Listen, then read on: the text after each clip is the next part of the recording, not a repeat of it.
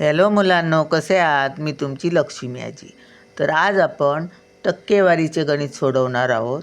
एक वर्ष बघा, 15% दराने 1 वर्षाचे 500 रुपयाचे व्याज 75 रुपये, तर 13 महिन्यांचे व्याज किती रुपये?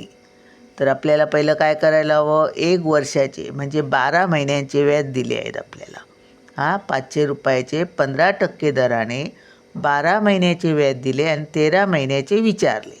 मग आपण काय करायला हवं? पहिलं आपण 1 महिन्याचं व्याज किती ते काढायला हवं.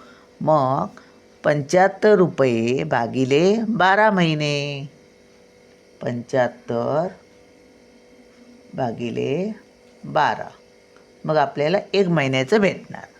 12 पंच 60, 12 सक 72, वजा 5 2 गेले 3, 7 7 गेले 0.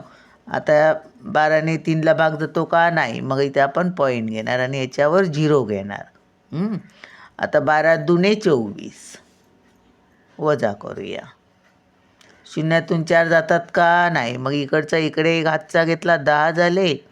10तून 4 गेले, किती राहिले? 6. इकडे 2 राहिले, 2तून 2 गेले 0. आता आपण ह्याच्यावर आणखी एकदा 0 घेऊया.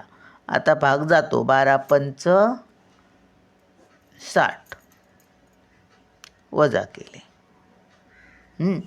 आता 1 महिन्याचं व्याज किती? 6 रुपये 25 पैसे. मग आपल्याला 13 महिन्याचं पाहिजे आहे. मग 6 रुपये 25 पैसे गुणिले 13. 13 पाची किती? 65. 5 इथे लिहायचे, हातचे 6. 13 दुने 26, 26 आणि 6 किती? 26 आणि 4 30 आणि 2 32, 32चे 2, हातचे आले 3. 13 संग 78, 78 आणि 3 किती? 78 79 80 81, 81 आणि 2 अंक सोडून पॉईंट तसाच आपण इथे द्यायचा. म्हणजे 81 रुपये 25 पैसे हे 13 महिन्याचं व्याज.